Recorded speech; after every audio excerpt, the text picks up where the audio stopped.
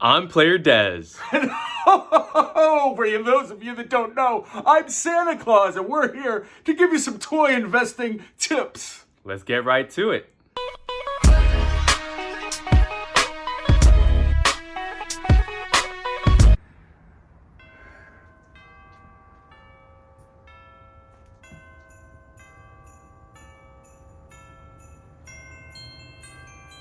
Wow, epic collection. Oh, Santa Claus! Yes! You're into He-Man too? Oh, I'm into all toys. But this year, I'm specifically into He-Man. I feel a really good thing about the Masters of the Universe franchise this upcoming year.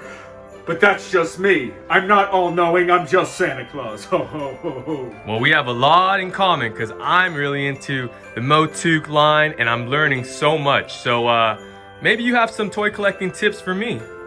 Yes, I do. And you'll hear them today. What's going on, everyone? It's your boy Dez360 checking in today as Player Dez. Here we are at the beautiful collectible Castle Grayskull. We got Snake Mountain, all the He-Man collectibles, and of course the man himself. Holiday He-Man is in the other room, the action figure, but you've got Santa Claus out here with Snake Mountain and the other Masters of the Universe toys, so welcome. And it's time to pick Santa's brain. Literally, people are at home, everyone's got the holiday spirit, and you're either buying toys or giving toys away. So today we're literally gonna get into it. We have 7 questions we've received, and that means we have 7 answers, all that have to do with the art of collecting, selling, trading, loving, and enjoying toys. So Santa, let's get right into it. All right. Make sure to like, subscribe, Dez360, let's rock. So Santa, did you know that I have my own toy? I know everything about toys, so yes I did. And I find that fascinating. Question number 1, and this is a really important question. We hear it a lot. Am I too old to collect toys? Because, you know, typically we hear that whole thing about toys are only for kids. So let's ask Santa, what do you think about that? Well, you know, it's funny. I just said I know everything about toys. But one thing I don't know is the things you don't know about yourselves. Children and adults who are young at heart, they have to embrace that within themselves. And once they do, that's all it takes. If you have that feeling inside of you, if you ask yourself, do you want to collect toys? Are they for you? It doesn't matter whether you're a child or an adult. You will know, and then I'll know, and then maybe we'll work a little something out, if you know what I mean. Santa, you're basically saying there is no age limit. There is no age limit. There is just the idea of being young at heart. Toys are for those who have wide imaginations and have a love for collecting, and I'm sure there are a lot of other reasons that you could post about on your channel in the comments section as well. All right, y'all, let's get to the next question. How can I start collecting toys? Like, literally, what's the best place to start, or where's the best place to start? Well, Player Dez360, let me tell you. Again, I've been saying this a lot, it's a personal decision. And a lot of collectors, they will get started, they will say, yes, I do love toys. Whether they're 6 years old or 66 years old. At any age, they say, I do love toys, I want to collect toys. But I don't know where to start, and my recommendation, ask yourself. And don't be quick, do not be rash. Because there's a term, Player Dez, have you ever heard of buyer's remorse? Yeah, I've heard about that. Right, it is something that will happen. It's not a horrible thing, but you want to try to avoid it, if at all possible, with a fast decision. Is that basically, so buyer's remorse is basically when you purchase something because you think it's like the it thing. You're not buying it because it brings you joy. You're buying it because you think, oh, like, everyone's buying this, let me buy it. And you might overpay, you might do this. And then once you actually get it, you realize like, wow, like I was just caught up in momentum. And in the moment, Mm-hmm. right? Because it might not just be that it's the hip thing. It might be you only have a certain budget.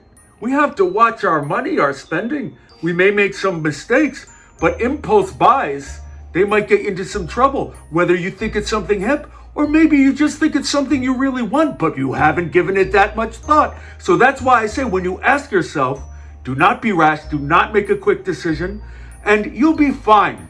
Just listen to your inner child.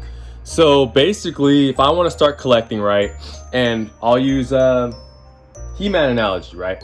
I don't know much about He-Man, right? So I might start simple and just say, okay, which He-Man characters do I like that look cool to me? Oh, I like this guy right here. I'm gonna pick him up. Fisto. Right?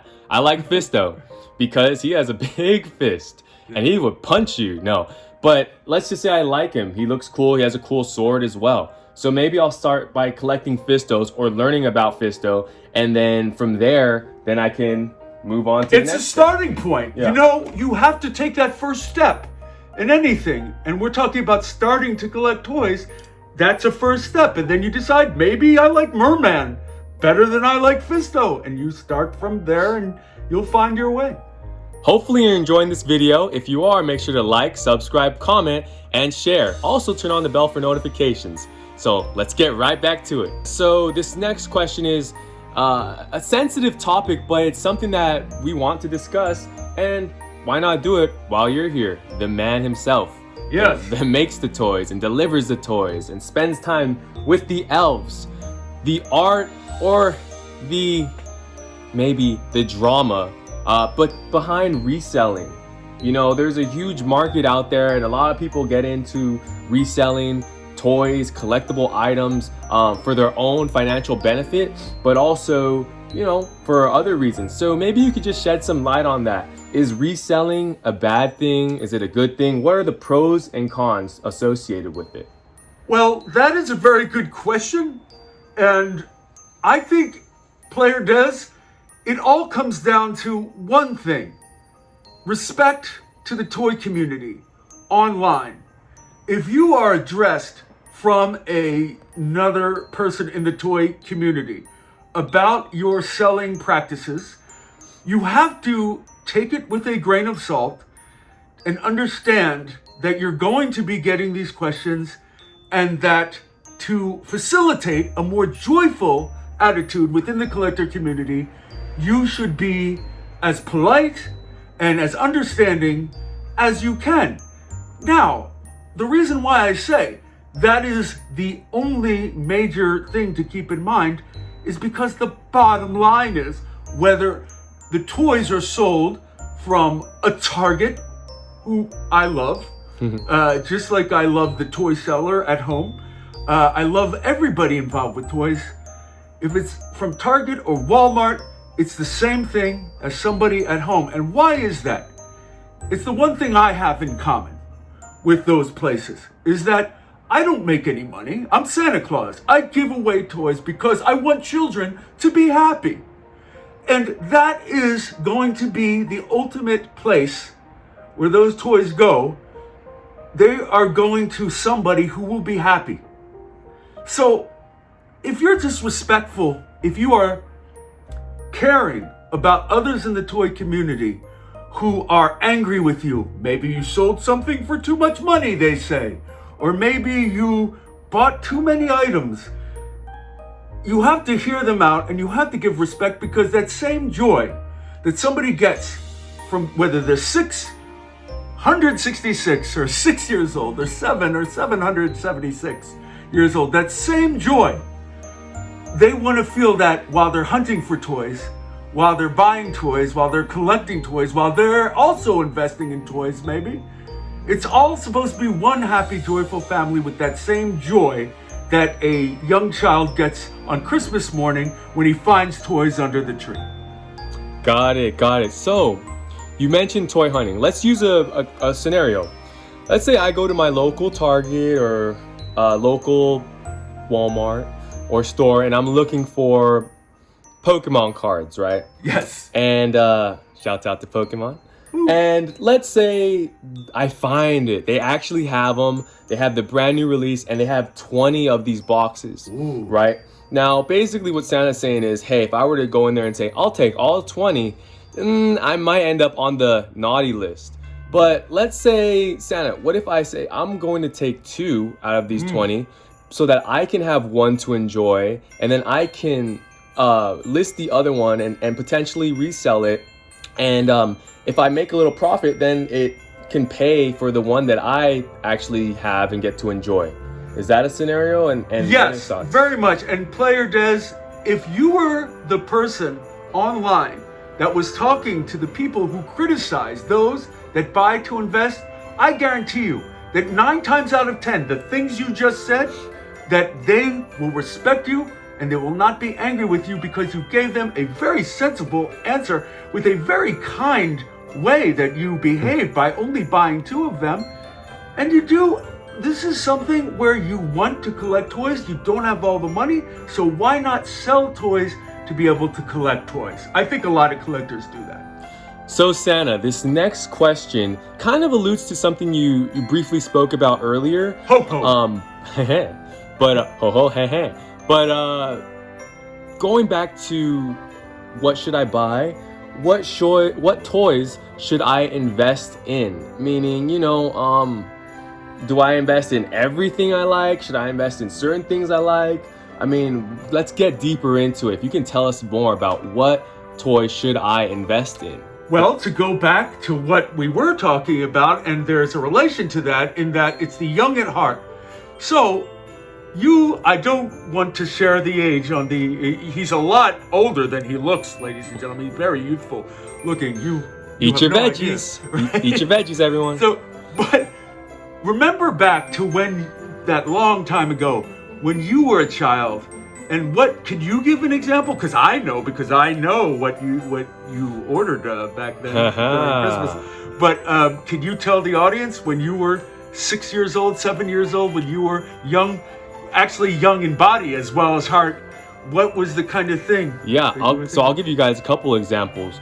I'll give you a toy example, and then I'll give you a semi-toy example. So the first example is Toy Story.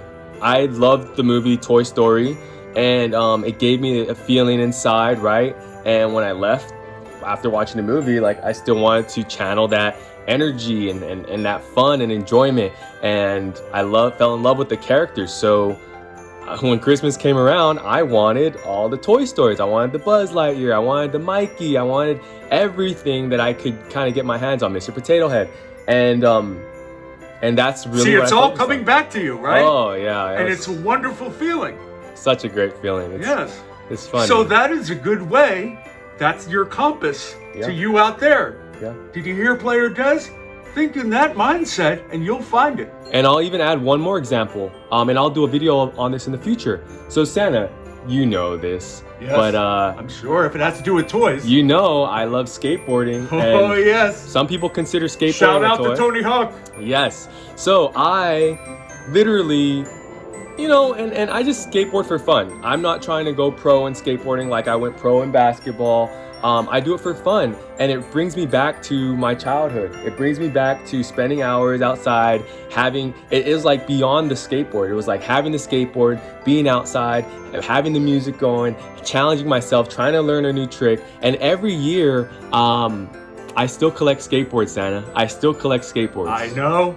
Yeah. That's beautiful. You saw it on the list? Oh, yeah. Because it just brings me back, and it's like, so fun. Almost, if you can channel that, and I guess that's something that you should think about investing in, because no matter what happens with the investment, right? Whether you're buying to see it go up in value, whether you're buying just to have it around or resell it or whatever, you can enjoy being in its presence, right? Sure. And Christmas is not the only nostalgic time. I mean, I'm not the only toy giver out there. There are times maybe when you were a child, you were out with a certain friend or relative and a certain toy that either they bought for you or played with you with it. It may bring back memories of playtime when you were young, or maybe a time when you went to the store with a parent. And that may bring back some memories that make you feel good to collect something today that was connected to back then. So think about the presence of the toy, not the presence. Very clever. All right, guys, we have a couple more questions. And this next one's really cool, really fun, and I think we can all relate to it. The buy, sell, trade market. Like, whether you're a collector, whether you're a reseller, whatever, you need to get your hands on the toys, right? So where do you go? Whether it's online, whether it's physically, let's start the combo there. Well, I am not against shopping for toys online. I think that you can find some great deals. There's also places you could go in person. Online, I have found that if you go from Amazon to eBay to Walmart to Target, you never know what amazing comparison shopping bargains that you'll find. Again, it's an education that's for free, and that will help your toy decision making as well as any investments that you may be wanting to make too. You get a feel for the value of the current value of the toy, and you might find some great deals doing that. When you go in person, that's a whole different thing, because yes, on eBay there are ways to bargain with the person, barter with the the option on there. Yeah, you can make an offer. Make an offer, exactly. And you could do something like that. But when you go to a marketplace, like there's Frankensons, which is an amazing place in the city of industry in the LA, is it the Los Angeles area? For all our Southern California viewers, there's a place called Frankensons, and it's a collectible show. And the cool thing about that is you can possibly get, not wholesale prices, but pretty cheaper prices. And what I was trying to bring out is that just like the make an offer option on eBay, you have that much more ability to politely see, hey, I'm going to spend a little more money here. Maybe we can make a deal. There might be a little bartering. Is that? Yeah. Can I add on that, Santa? Yes, go ahead. And then there's the thing about relationships and networking and talking to people. Because, for example, let's say Santa was trying to get his hands, not using his magic, but on some He-Man toys. I would not use my magic. I would go through the proper channels. Yes, the proper channels, the proper process, and Santa has this beautiful He-Man collection. But most importantly, he is knowledgeable about MOTUC and everything regarding the toy lines, right? And he has a conversation with the seller in person or maybe even online, and they're talking about specifics and they're having a great chat. And maybe the seller, feels like, hey, I want to cut you a deal. Because you respect the culture, you understand the culture, you're invested in the culture in more ways than one, not just monetarily, but knowledge-based, emotionally also. So that usually cuts a deal. I tend to do that. If I see somebody on the basketball court that's working really hard, I mean, I've done that where I've given them a trading card. I say, hey, who's your favorite basketball player? They'll name a They'll name a player, and I'll bring out a trading card the next week of that player and give it to him. Not because it's of anything, but just hey, you understand, you're putting in work, and it's a respecting. You're part of the family all of a sudden, and that can do wonders when it comes to doing business with somebody. And because they say to themselves, we're on the same wavelength, and also from a business perspective, they might say, I'm going to do business with that guy later on, and that's worth it. All right, Santa. Yes. How you holding up? I'm hanging in there. How you holding up? I enjoy this time with you, but as you know, this is a very busy time of the year, so we'll do a couple more questions, and then I got to get back to Mrs. Claus and the elves. They're holding the fort down, you know what I mean? Sounds good. Okay, so we have 2 more questions, and this next one is really cool, and it really touches at the art of collecting. Right? And something that is heavily debatable, I guess you could say. Toys that are in their packaging versus loose toys.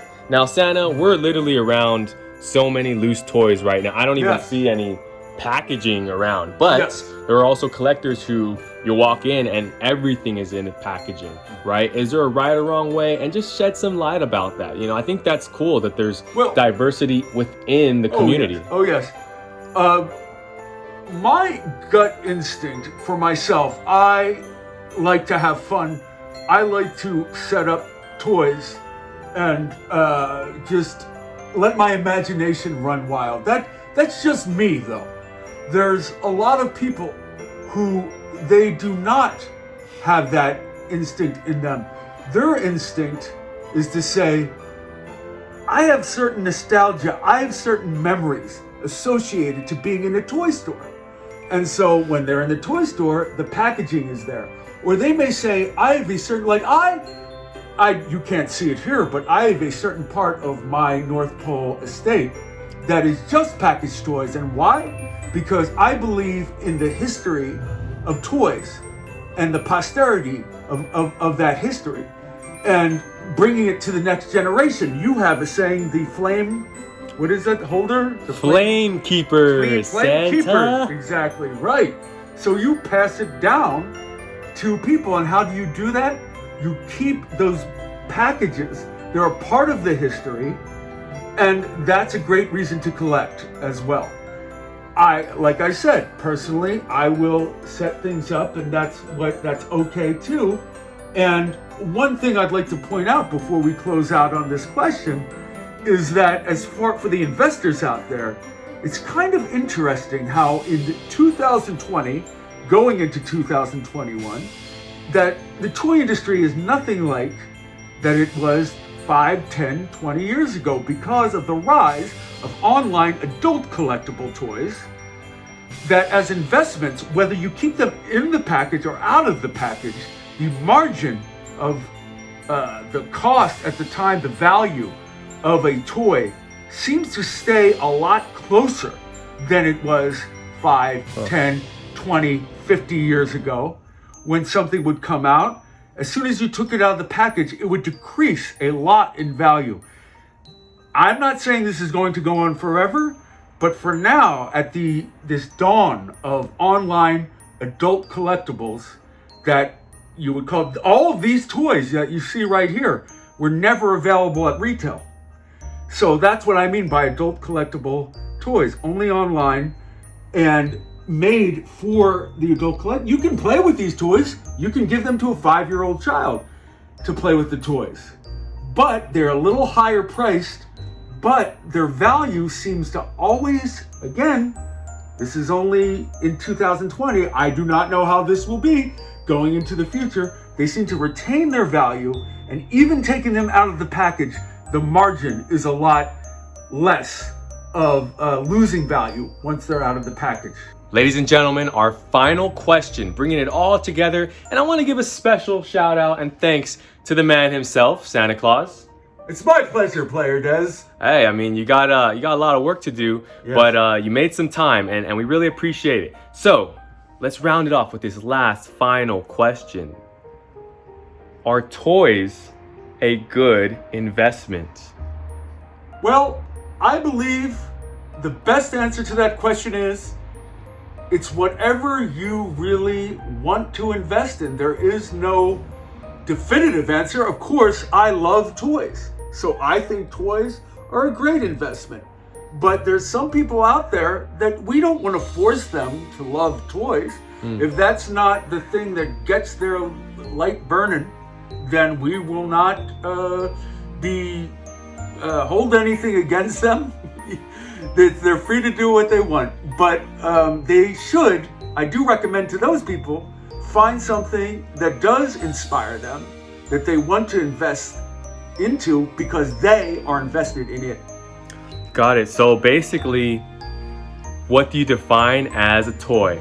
So if we look at it with that Christmas spirit and we say, hey, if cars are toys to you, if skateboards are toys to you, if action figures, collectible items from your favorite, series are toys to you, and it makes sense to you, then maybe it's a good investment, right? Exactly. I mean, you have to think about it. And again, I'll repeat what I just said a minute ago because I think it bears repeating. It's things that you're invested in that you should invest in. But you have to know.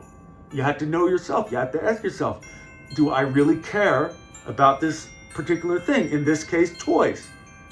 Do you really care about toys? Do you want them to be part of your life? And how much do you want them to be part of your life? Santa, I think your sleigh is calling. I hear them honking. You know, you never know. They have weird ways of communicating. One time Rudolph came out with a jackhammer and I was like, what is this? They're very creative. But that's how we are at the North Pole. We're very imaginative. Well, there it is, everyone. 7 toy investing tips with Santa Claus. Hope everyone has a happy holidays. Make sure you invest in what you enjoy. And any last closing remarks, Santa? I just want to say, again, thank you very much for having me, Player Des. And to all you out there, Merry Christmas. I'll be seeing you. All right, Player Des, Des360, Santa Claus, signing out. See you guys next time.